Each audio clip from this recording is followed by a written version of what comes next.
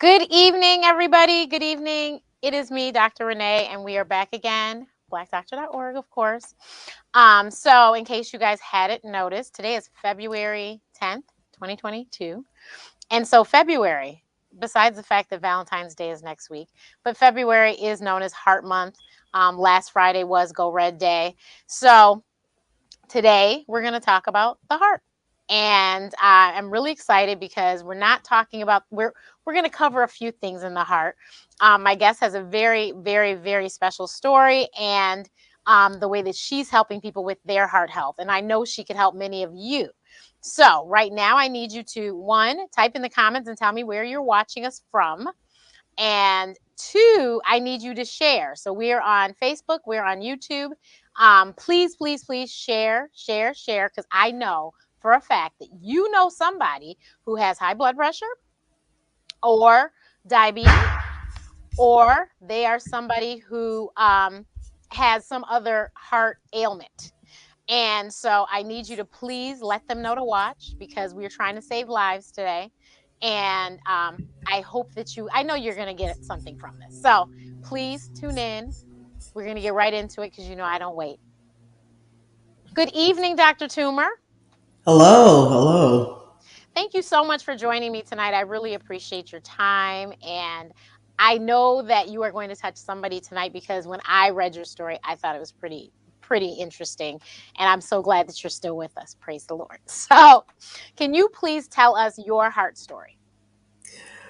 Well, when I was 36 years old, which was 20 years ago, over the years, and I'll just give a little backstory. I had was never a small person, never thin really, but I just slowly gained weight over years and years and years. Most of it stress weight from school, from med school, from residency, from marriage, and all the We rest, have a and lot having in one common. baby. And then I had a baby and never lost that baby weight. And then I had my second child within 3 years of my first. And at that point, I was morbidly obese. My BMI was over 41, which, again, we'll talk a little bit about how BMI is not Yeah. really a good measure for us, especially. But it just kind of gives an idea of where I was. I was over 200 pounds and I'm only 5 feet tall. And so, and then a month after my daughter was born, I was diagnosed with congestive heart failure related to the pregnancy. It's very rare.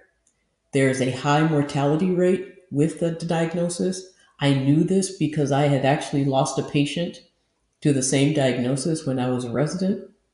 And so I was terrified and very overwhelmed. I was tired just from my diagnosis. I could barely move, I could barely breathe, and I didn't know what to do.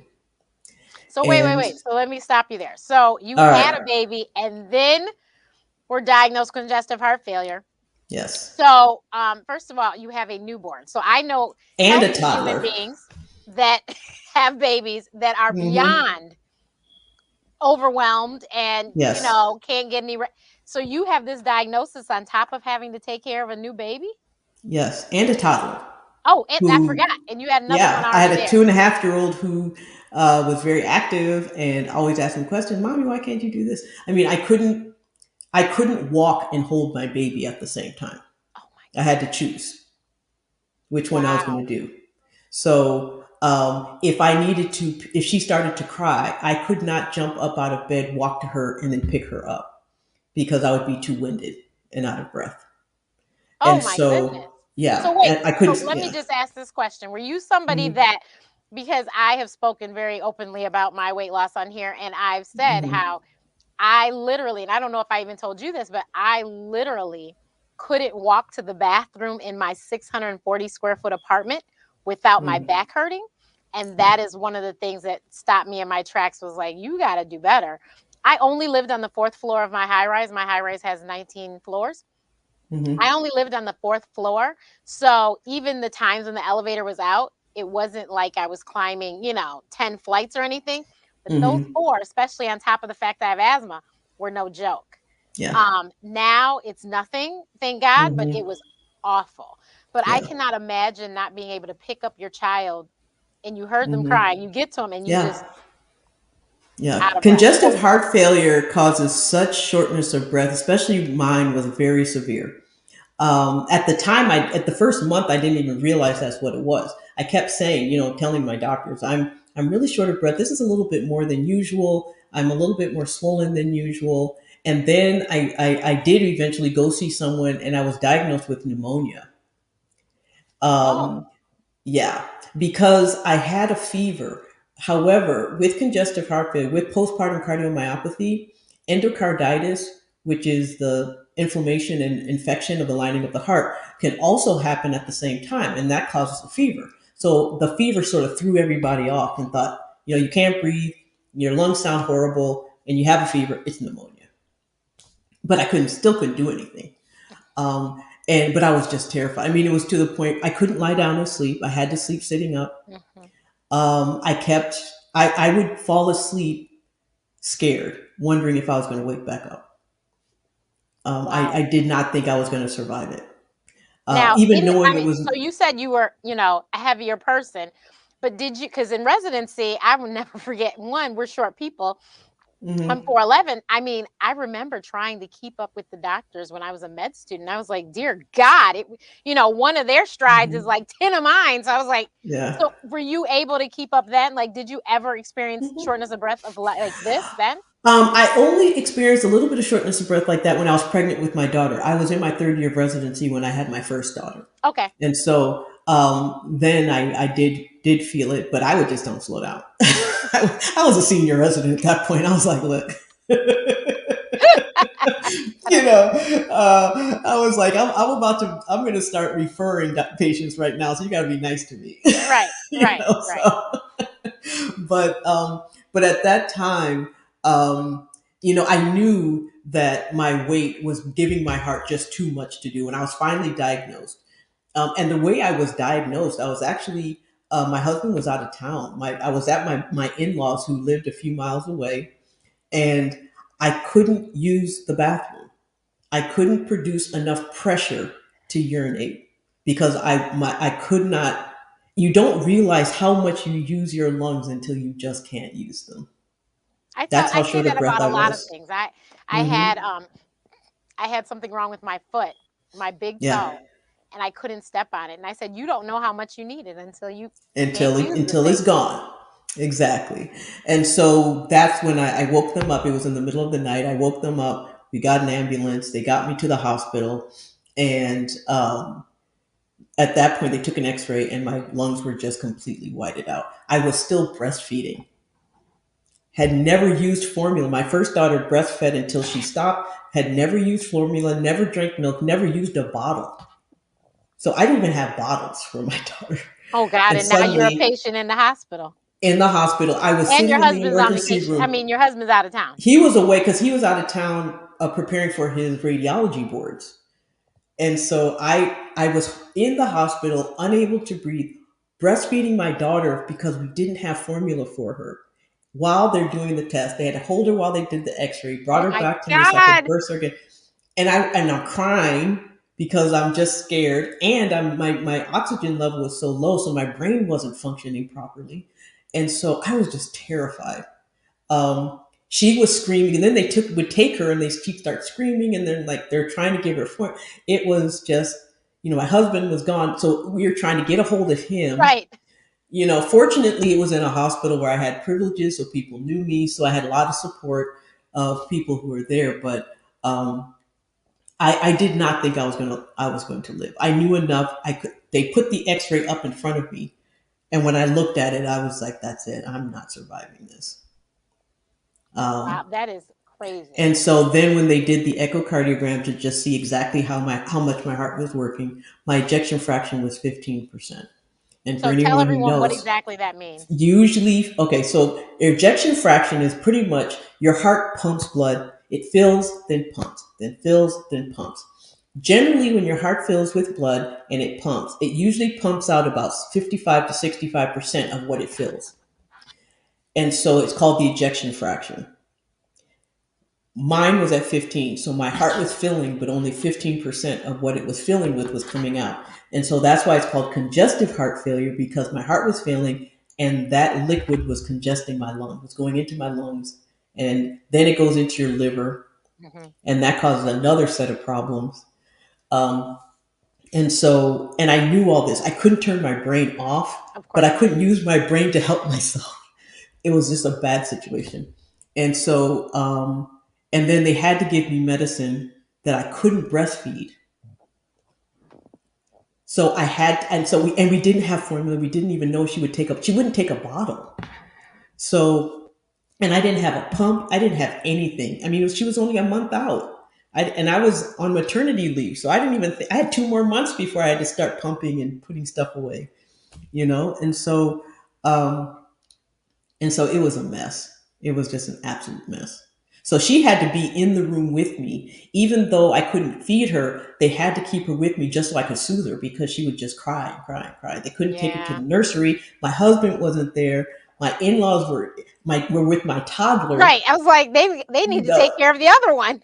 so and she's wondering, where's my baby sister? Because as far as she was concerned, that was her baby, not mine. So she was I like, have "Why a are you little taking my sister. I baby in an understand. ambulance?"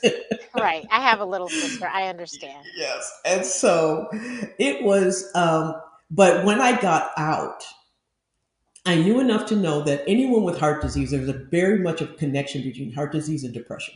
In fact, I was always trained that if someone has heart disease, if they're diagnosed, you automatically start treating for depression, either with medication, counseling, or both. And so, but the problem with depression is that it zaps you of motivation.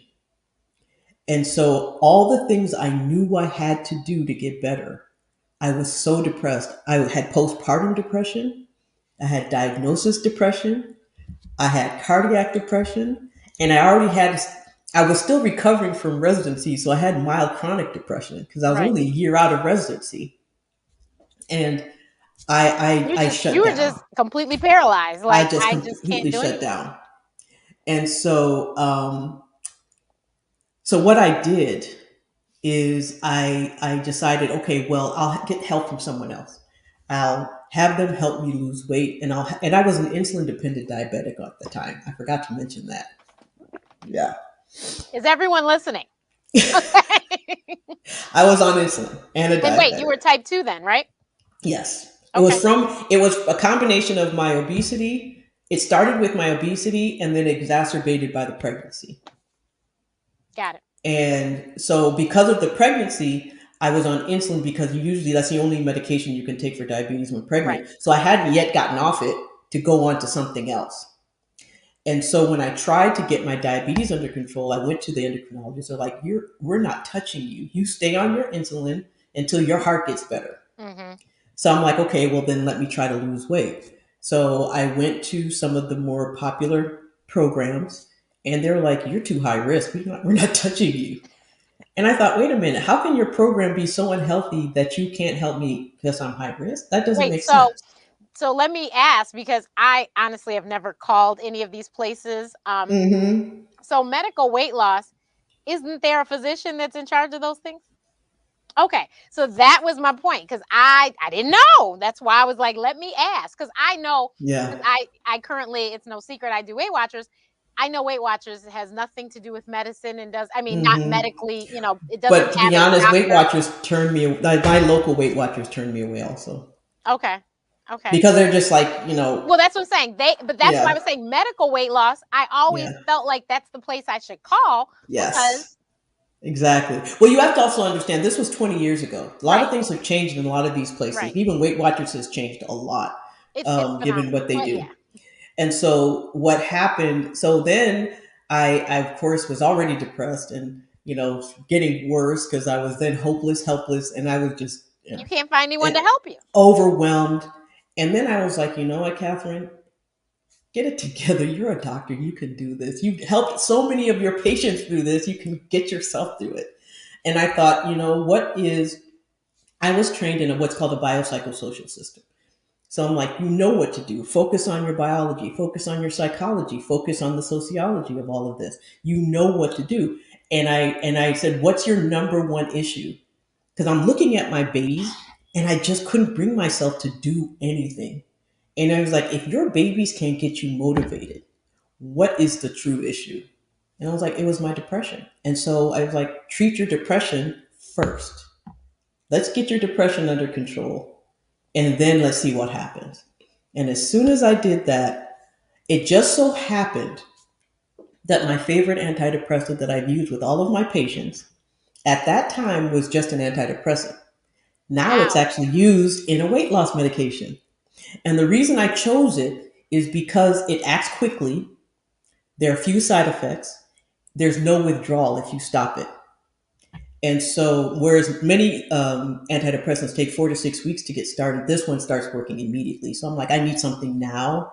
I was so afraid of getting worse Right. because postpartum depression can really mess with your head even more than regular depression. Right. And it could turn into You know, psychosis. And that's what we've yeah, heard of these people. exactly. There They'd was a be better woman in off without Chicago that me. jumped out of a hotel building.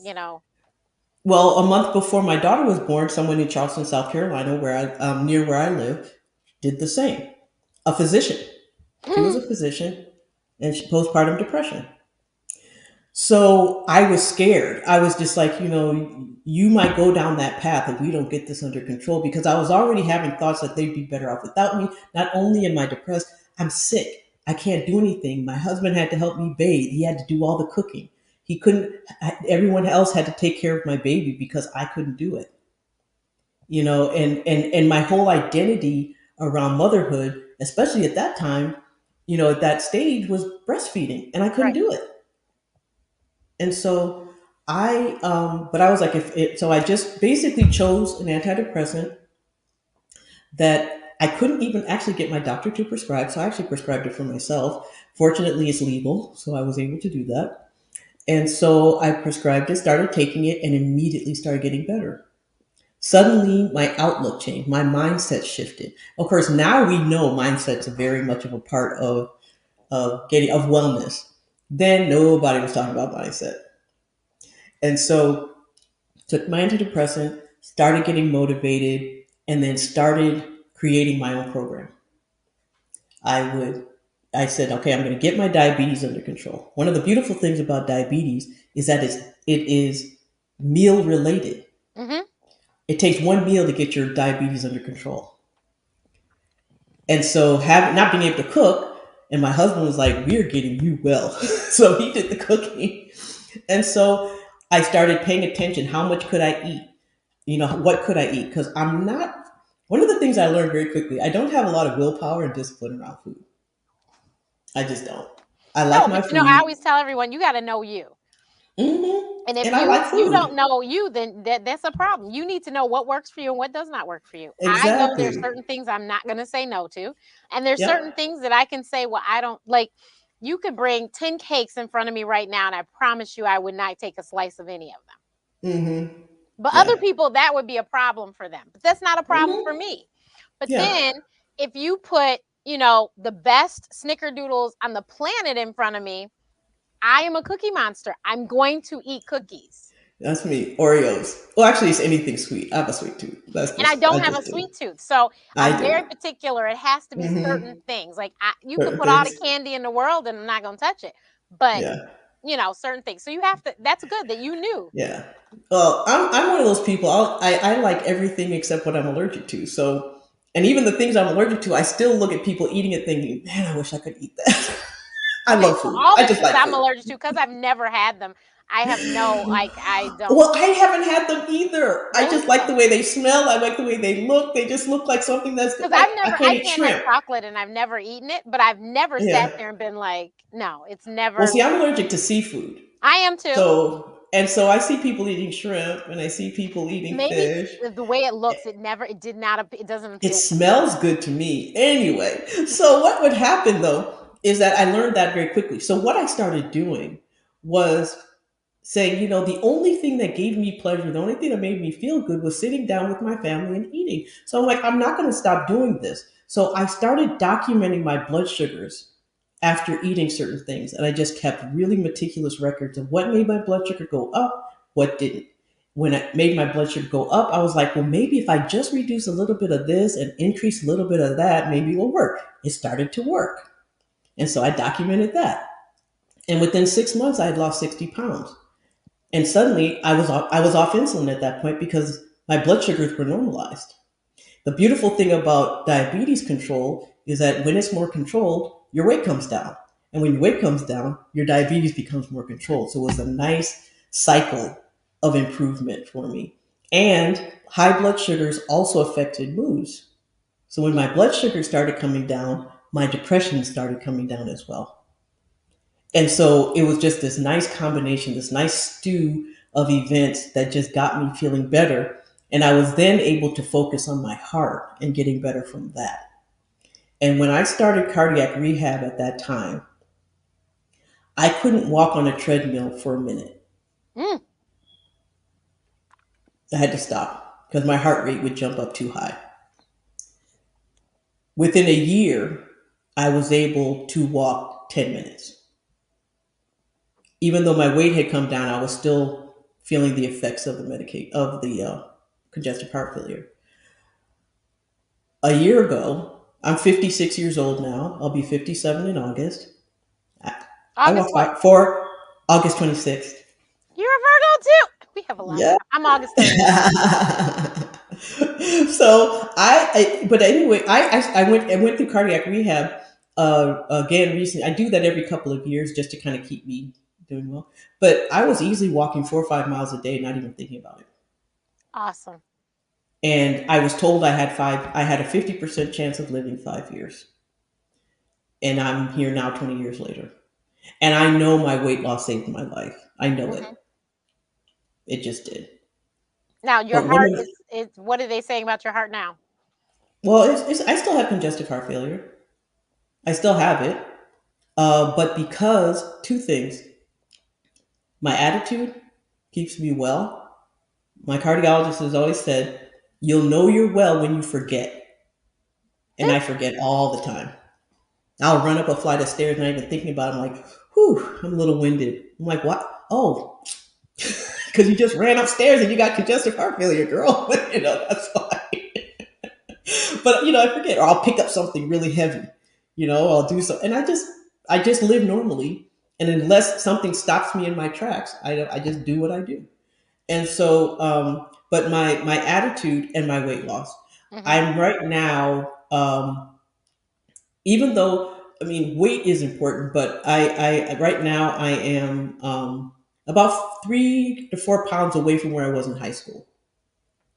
And as a result of that, my body just doesn't, my heart doesn't have to work as much. Right. My joints don't have to work as much. Um, I still eat food. I love food and I eat it. I just am very careful about how I eat it.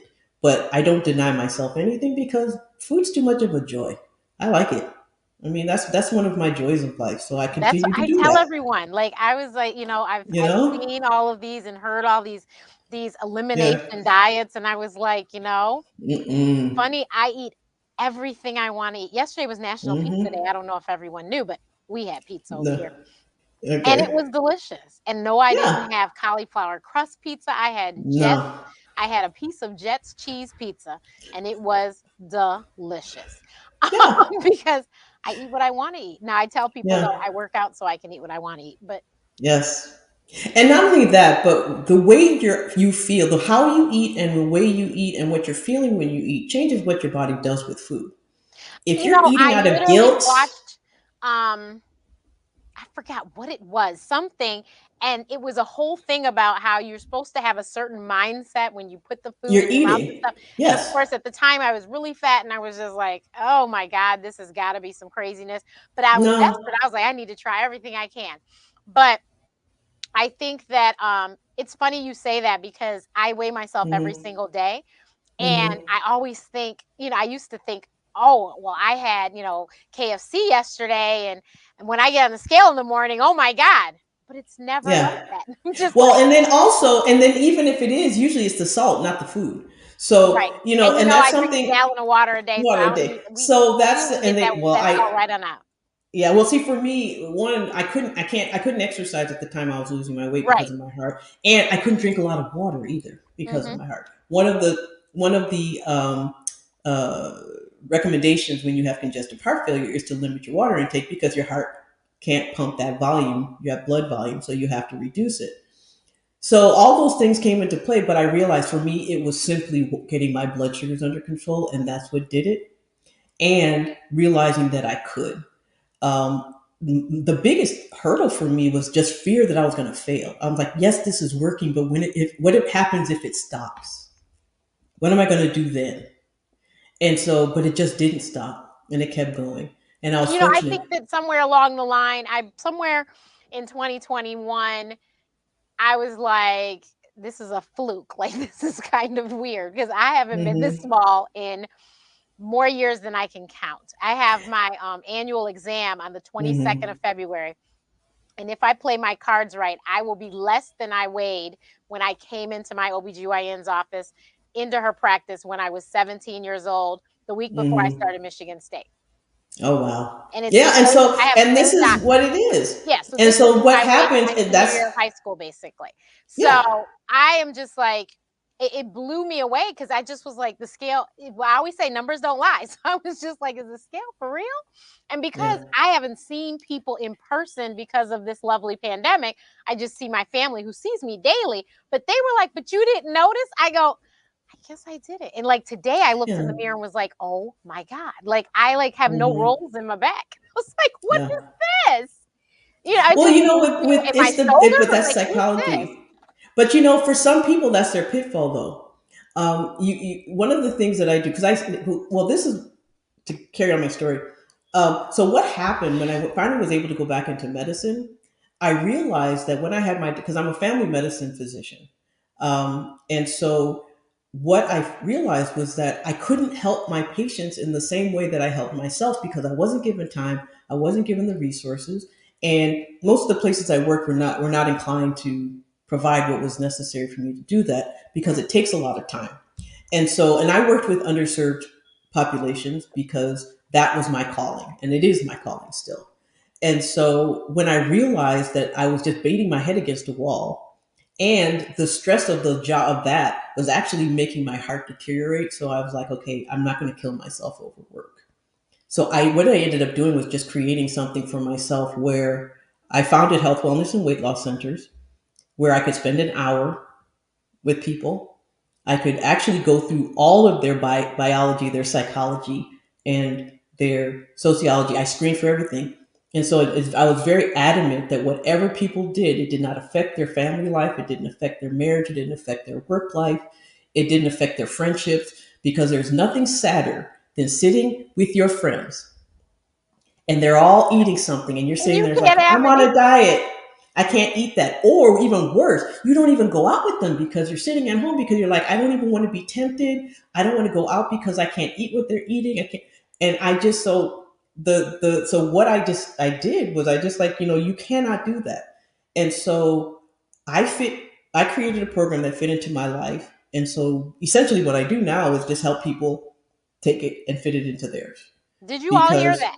So if you need some help, one, we are at blackdoctor.org. She is looking to help people like us. Here's her website. I put it up on the screen. oh, thank you. And if your doctor, because a lot of people, there's a lot of us that are, oh, I don't want to take medicine. Oh, I don't want to take pills. But you guys realize that you do need this medication or else you need to do something else. Hmm. And a lot of Yeah. people, one, they wait too late. There's a whole lot of us walking around with pre-diabetes Or insulin diagnosis, resistance and don't even know it. don't have a clue, or the doctor told you, but you didn't change anything. The next time Hmm. you go, they are going to be forced to put you on something. So Yes. you have got to nip it in the bud now. There's a lot of Hmm. people don't want to take blood. They don't want to take a water pill because I'm only Mm-mm. 35. Why am I taking water pills? Because your BMI is 30 something, 40 something, and Hmm. you about to have a stroke and die. You need to take a water pill. Yeah. So it is important that we nip it in the bud now. And like she said, Hmm. she sits down with you. She takes all of your, all the blood work to get it all together to figure out exactly what is your story because your numbers Yeah. will not lie. So, No. what is And your we're going to story? talk about that too. But one of the things that's wonderful is that because of COVID, this is one of the best things to come out of COVID. Everything could be done electronically now. Yep. So one So of the we beautiful pay things for is I all our closed my visits free. office. I closed my office because of COVID, but now I can help everyone, people around the world, and so I do. I mean, I have people that I work with in many, many different countries, and so. But what's really important to understand is that nobody's trying to kill you; they're trying to save your life. Right. And medication won't kill you, but not taking it can.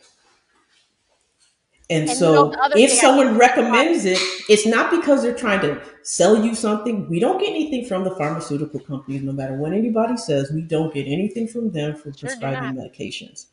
We just don't. And so what we are doing is trying to prevent you from having to take more medication later And you know, because the it's other thing easier is that to people like prevent. to say when you change your diet, it costs Mm-hmm. a lot of money to eat healthy. No, it costs more money to Mm-mm. be sick. And it doesn't cost a lot of money to eat healthy No, anyway. not I at can all. take $5 to the dollar store and have enough meal for for a family for 3 days. Because a bag of beans, a bag of rice, cans of vegetables do not cost a whole lot of money. And that's enough to make you that's a healthy meal. There's a reason why beans and rice, beans and corn are combinations that you see around the world. Though the poorest people of the world eat mostly eat a healthier diet than we do, and they don't have much. They don't have much. So no, they don't have. It's really not difficult, and that's the other thing. But that's part of the social part. When people say, "Well, I don't have the money, I can't do this, I can't do that," we figure it out because that's part of what you have to do. You have to take care of the whole person. It can't just be one part. It has to be all of them and everything that they deal with. And so when people tell me, say, you're a weight loss doctor, and I'm like, yes and no. I'm like, I help people lose weight, but that weight can be in pounds or whatever in life is weighing them down. I help them lose both. And really, for health, it's not about the numbers on a scale Oh, we're necessarily as having it an is the echo amount for of some fat. strange reason. Oh, am I echoing now? Okay, you're okay now. Go ahead. Okay. So one of the things that I say is that not all weight loss is good weight loss. So it's really fat loss that we're looking for, because you can lose muscle while you lose weight, and we don't want people to lose muscle. And the reason why you'll see that someone will lose weight and they can't keep it off and it comes right back is because they lost too much muscle during that process, and they didn't do it in a way so that they maintain their muscle mass. And so that's why weight is sort of, we use the word weight because people understand what that word is, but really what you're trying to do is lose fat, because fat in your body causes inflammation. And it's not about body shaming. It really isn't. And we should be healthy at any size. Doesn't matter what your size is, because it's not about size. It's not about a number. It's about your health. And so if your numbers look good, if your blood pressure looks good, your blood sugars look good, and your thyroid's functioning like it's supposed to, and your cholesterol's fine, then all that is just, let's get your inflammation down, because if you're having inflammation, it's inflaming blood vessels of your heart as well. And so that's the reason. It's not to shame anyone. It's just to get people to a point where their body functions in the way that it's supposed to function, and there's no number attached to that. There's no weight attached to that. For every single person, it's different. But it's important to pay attention to those things. And so, um, If there and are so any that's questions, essentially. please make sure you type them in the chat. But I wanted you to go back to the BMI and Hmm. explaining that. Okay. So what the BMI is it is a number created from an equation that essentially creates a relationship between your weight and the mass of your body, the actual square inches, so how tall you are, your shape, and your weight are all combined in a way to give a number that kind of tells us where you are on a scale.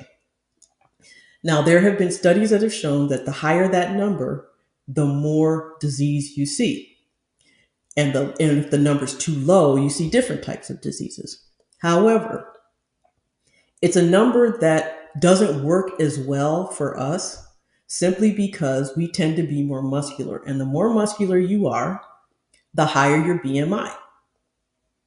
And so even though my weight is low, my BMI is actually higher than what you'd expect simply because I have a lot of muscle. That's genetically, we just have muscle. And so using that number isn't always a good idea for us. It can be used actually to discriminate in a lot of ways. And so what else ends up happening? You go to a doctor, your knees are hurting, you have a headache, or you're tired, or something else. They look at your BMI and they say, okay, lose weight and all those symptoms will go away. Well, some might, but that's not the reason. You can't use the BMI to decide what someone should or should not do. And that's why I don't like to use it as much, just because it doesn't work for all of us. It's good However, to guide. your symptoms will be your guide. Oh, And so what's really important though is, if this is what I see a lot and used to see a lot, people would come to me and they'd want a pill to lose weight. And there are pills that will make you not eat, but any of us who've been overweight know we don't eat that much. It doesn't take a lot of food to keep your weight. I was never a big eater. I never my weight was not because I overate. It was because of stress and what my body did with food when I ate it. And my diabetes. It was what my body did with food when I ate it. And so dropping my appetite wouldn't do a whole lot of anything. But rather than take a pill to drop your appetite, why not take a pill to reverse your diabetes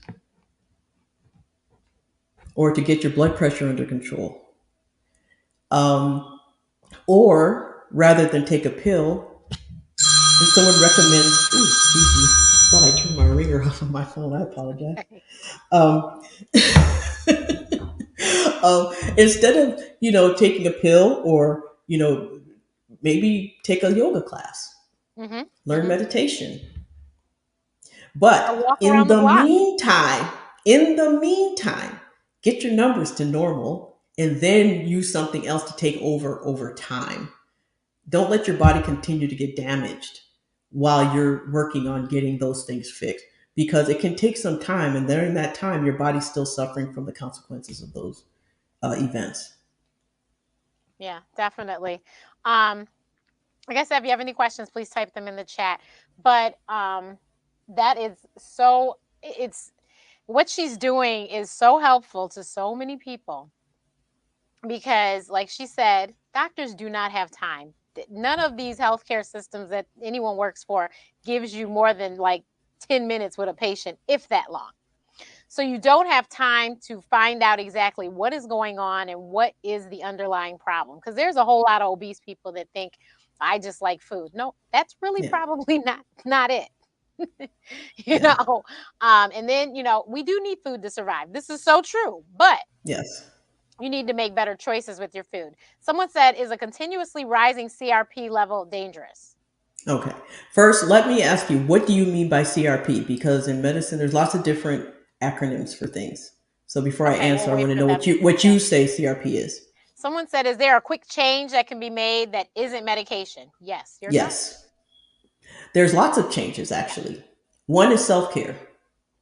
Boundaries. You be honest, one of the best ways of losing weight is setting boundaries, setting boundaries for other people, setting boundaries for yourself, setting boundaries, because the easier you say no, the better you feel. The less your time is taken up by things that do not serve you. Just learning how to serve yourself really is the no, is the first thing, is the easiest thing to do. So I hear like some people will say, "How do I stop stress eating?" Get rid of the And they're stress. like, "I stress eat," and I always say, "Don't." Well, how do I stop emotional eating? Don't. We all eat out of emotion. We eat to celebrate. We eat. What's Thanksgiving? Thanksgiving meal is all an emotional eating day. And so what I always say is, don't worry about why you're eating, just change what you're eating. Why go through that whole thing? And now you can delve into that if it's a serious problem, if you're binge eating, or if you're not eating, becoming anorexic. Of course, those relationships to food have to be treated and have to be investigated. But for the most part, the easiest way is to keep foods around you that are healthier to eat, keep environments around you that are healthier to live, and keep events around you that don't stress your body and your mind. That's the easiest thing to do. Okay, so she And said that's C-reactive protein. okay. Yes. I just wanted to be sure because Yeah, yeah, CRP is and that is the medical acronym that we use. I right. just wanted to be sure that's what you meant.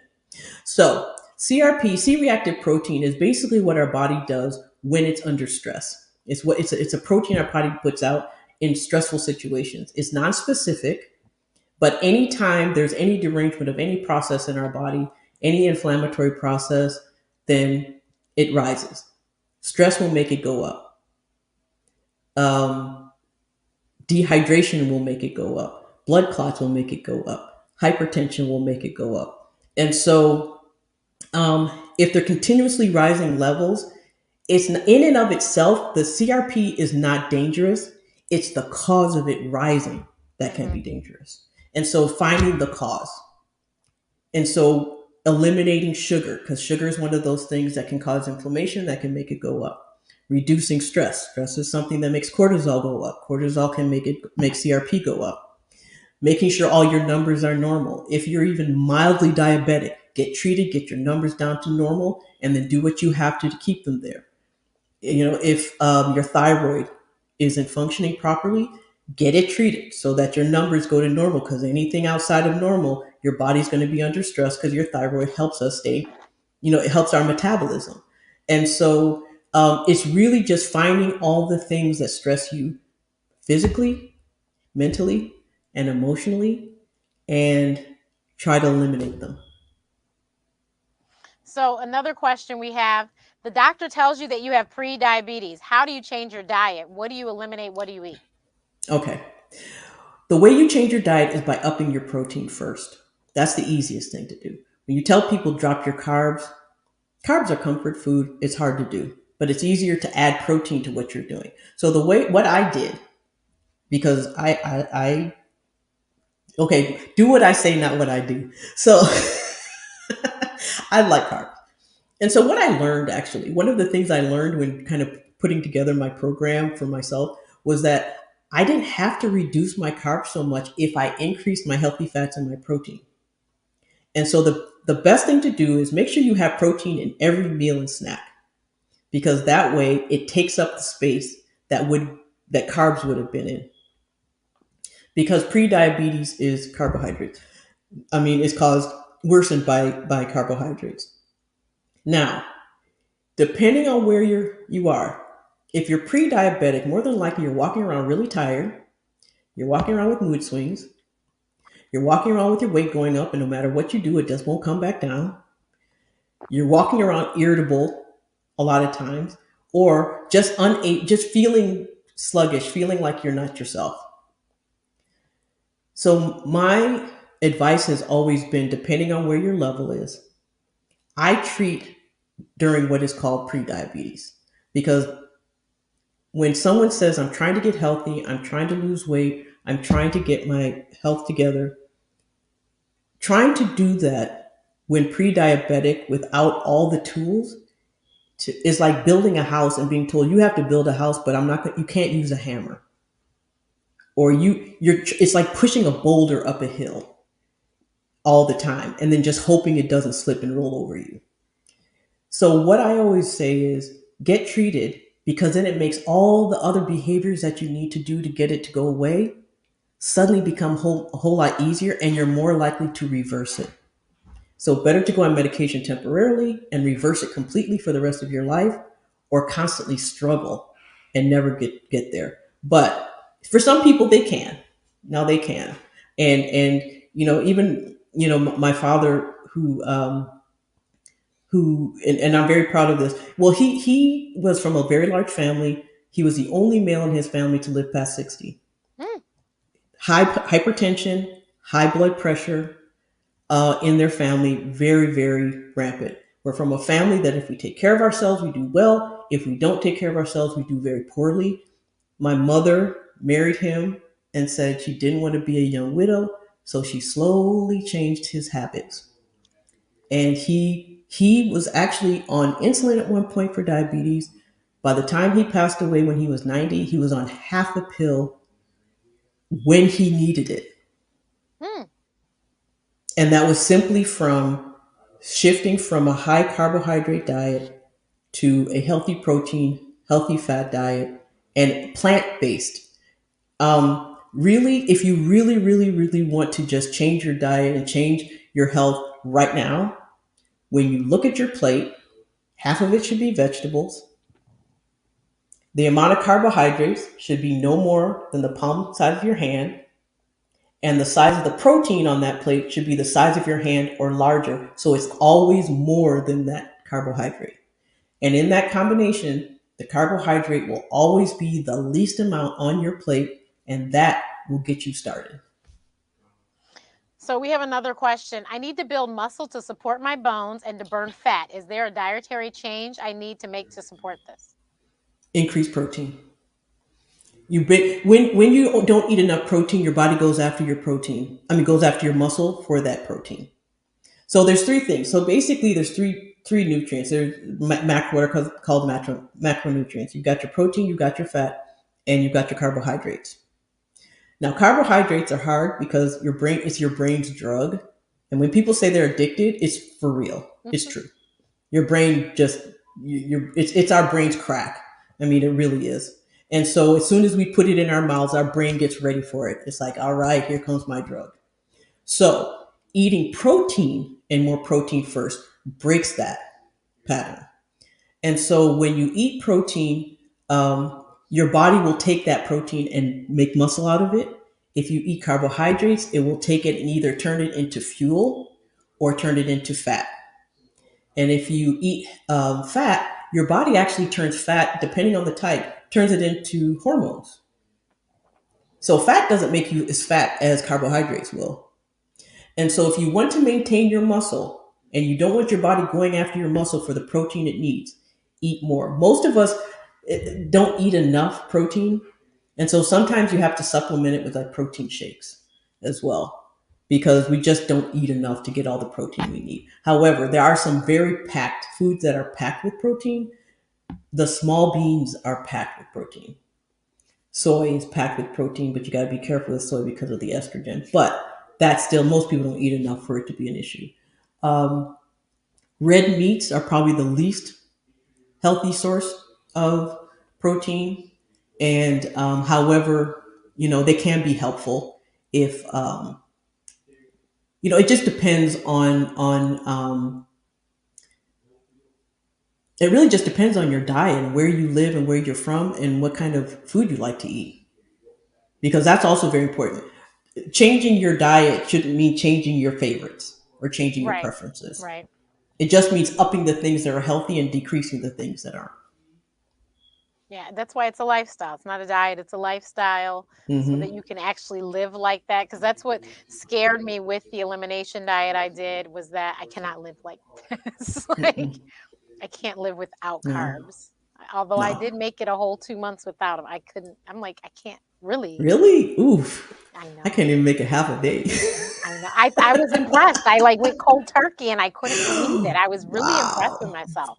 I will Yeah. never do it again. But but and I mean I was the person. I went to dinner and they ate Hmm. and I didn't. And Yeah. never will Wildfire that day decide to introduce. They had little cornbread muffins. I was like, Hmm. and I sat there and watched. And I didn't eat a Yeah. thing.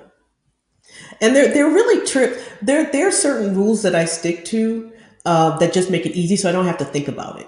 Right. It's like I just never eat a carb by itself. And so anytime I pick up a carb, my first thought is, what can I put with this to make it so that it's the least amount of what I'm eating? So, if good example, and again, do what I say, not what I do. But anyway, I wanted something sweet today, so I got an apple pie, those little packet pies, those Mhm. little. And I was like, I wanted it, and I wanted it right then. But I was like, no, I was out, and I was on my way home because I was grocery shopping. I went by and I saw the little pie, and I was like, ooh, I want one, and I got it. But what I did is I came home, I drank a protein shake, I took some lunch meat, which I eat limitedly because of the salt, rolled it around some cheese, ate that, and then I had my apple pie. And then 45 minutes later, I checked my blood sugar just to be sure that it didn't go up. And it didn't. And so I'm like, okay, now I know how I can eat apple pie without it causing me a problem. And And you're that's big. And stressing. so now that pie, because I ate it and I enjoyed it and I savored every bite of it, none of my stress hormones came out to turn it into fat, because that's what happens when you stress eat. And so eating when you're intentional, it doesn't have to just be what you eat, but also just sitting down, really letting all your senses take in the food so that Yeah, your so brain not gets the eating in front of the message. TV and not eating Yeah, on so the your run. brain get exactly, your brain gets the message. It smells it, it tastes it, it hears it, it feels it. And so your brain's like, okay, food is there. And so all those hormones that tell your body you've eaten, that you're full, that you can stop now, get activated. But if you're distracted, your brain's getting mixed messages, not knowing which way to go. Should it get you ready to run because you're moving, or should it get you ready to, you know, turn this into fuel because you need it? Should it? So it just confuses your brain when you're doing too many things while you're eating. No, I will get off the phone so that I can eat and enjoy my food. Oh yeah, Like I can't talk and yeah. I need to enjoy every bite of this. And I intermittent fast, so I haven't eaten today. So when I go Mm-hmm. eat, Oh, I'm good for going you, to because I sit can't do down. that either. Huh? You couldn't intermittent fasting? I You like food know, too much. I've been doing it for so long, it's not a big deal. It doesn't bother me. Mm-hmm. I don't miss food during the day. Mm-hmm. Um, and then I just eat like once I start, I don't stop until literally my head hits the pillow. I eat in bed. I tell See, everyone, that's a and no pattern for no me one that says that would anything be to me. so unnatural. I couldn't do it. So I just wake up and eat, and then eat all day till my Yeah, I wake up and I work out. That's like the biggest thing. I have to wake up and work out. But hmm folks are like, "You eat in bed?" I was like, "Yep, I have my bowl of oatmeal hmm and then I'll have my golden grams." And they're like, "Are you hmm serious?" I was like, "Yeah." And the other night, I had a bagel, a toasted bagel, and hmm with some butter. And girl, I was happy as a lamb. I'm like, Yeah. Now, see, with that, if I had a toasted bagel, what I would do is put nut butter on it, and then and or have some cheese and lunch meat with it. Because for me, eating a toasted bagel, my blood sugar would just go shoo, okay, right up. But okay, before we go on, I just realized that I was reading the comments yeah. and not reading the names, and I just want to say hello to my niece who asked a question, and I didn't even realize it was her who asked it. Hey, Farah, how are I you? love it. I love it. I love it. And if any of Yeah. the Spartans are watching, it's two of us. We are both Spartans. And Yes. thank you because I posted it in our Spartan group. So Oh, I know okay. several of them were very interested in this conversation, and maybe you'll hmm get some Spartan clients. But thank you so much. Someone said I do intermittent fast. It really helps me keep my weight under control. Lillian, hmm see, I'm with you. Yeah. No, it works. And now Oh it's. yeah, I'm not saying it does no, work, no, because yeah, what it's it just does, it not for affects everyone. that. You got to know Yeah, what's that for it you. affects that cortisol, insulin, hormonal arc, especially if you're going through menopause or getting close to menopause. It really works very, very well. I personally don't have the discipline for it, Right. but other people, if you do, that's good. But I don't. And then I I just keep telling everyone, when you feel like you're hungry, drink water. And then you might yeah. realize I really wasn't hungry. You just were thirsty. hmm Well, that's one of the things I always recommend to anyone anyway, is always drink water before you put anything else in your mouth, because a lot of times your body misinterprets dehydration as hunger. And so you reach for something to eat when really what your body wants is fluids. Yeah. But this has Yeah. been so enlightening. And I think that, and I know a couple people have said that this was great information. So I am so glad that we did this. Thank you, everyone that watched. And then I know several people said they shared. Please, when you're watching the replay, feel free to keep sharing it because this is great information. Here's her website, drtoomer.com. Please, can you let people know how they can find you on social media? You can find me on social media at on Facebook, C Harmon Toomer MD, and which I'm the only Catherine Harmon Toomer MD on Google. So if you put that in, you'll find me. But drtumor.com kind of gives you all the place. It's all in Oh, one perfect. spot, so you can find me from there. But can I just say one thing, Yeah, just go ahead. because I know we were talking about heart health and weight loss? What I wanted to say very clearly is, if you have hypertension, if you have diabetes, if you have high cholesterol, that is a deadly combination. So do whatever you have to do to get those under control simply because they affect the blood vessels to your heart more than any, well, they just do those three more than anything else. And so, and I always say blood sugar makes the inside of your blood vessels rough. Cholesterol likes to stick to it, to block it. And then what blood pressure does, if you think about how pressure washing can strip paint off the side of a house, that's what it's doing to the inside of your vessels. So get your blood pressure down, get your sugars under control, get your cholesterol under control, and protect your heart. Protect everything, your eyes, your heart, your liver, kidneys, and everything. But since this is Heart Month and I'm wearing my red, Aren't I you a wanted to Delta just too? reiterate that. Yes, I am. I am a Delta. Yes. That too. So Deltas, listen, one of your own. She's trying to help you out. And anyone in the Divine Nine, we really need to touch everyone because I know Hmm. everybody knows somebody who is on the verge of, or they're already on on blood pressure medication, or they're already Hmm. on diabetes medication, because that's just the way it is in our community. So, And that's fine. There's right, nothing wrong with that. but we need There's to no make sure shame that in we're that. doing what we can because we're Hmm. losing people way too early. I'm hearing about Much heart too attacks early. way too young. Much too We have young. to do what we can do because a lot of these, Yes. cancer, unfortunately, most cancers, we can't do anything about it. It just Hmm. came. Breast cancer is not Hmm. like there was something she could do. No, it just came. But Yeah. this is something you can do something about. You Hmm. can prevent this from happening to you and prevent your children from having to bury you early. So please, let's do what Hmm. we can. Yes. And I just would like to say also, I am a community health and family medicine physician, and I know that working with me one on one can be beneficial for a lot of people, but also can be out of the cost. Can not, it's not always cost effective for most people. And so I do have other options like group programs, just because I just don't like saying telling people no if they need help. See, I just can't do it. I that's can't do the it. Spartan in her, So Spartan's will. So we Spartans will help people. So yes. So if I can't help you, I will find someone who can. see? So everyone, please, like I said, share, share, share, share, share, share. And Yeah. I will see you guys again next week at 6 o'clock Eastern, 5 o'clock Central, and 3 o'clock Pacific. Thanks again. Bye. Happy Valentine's Day, Bye. everyone.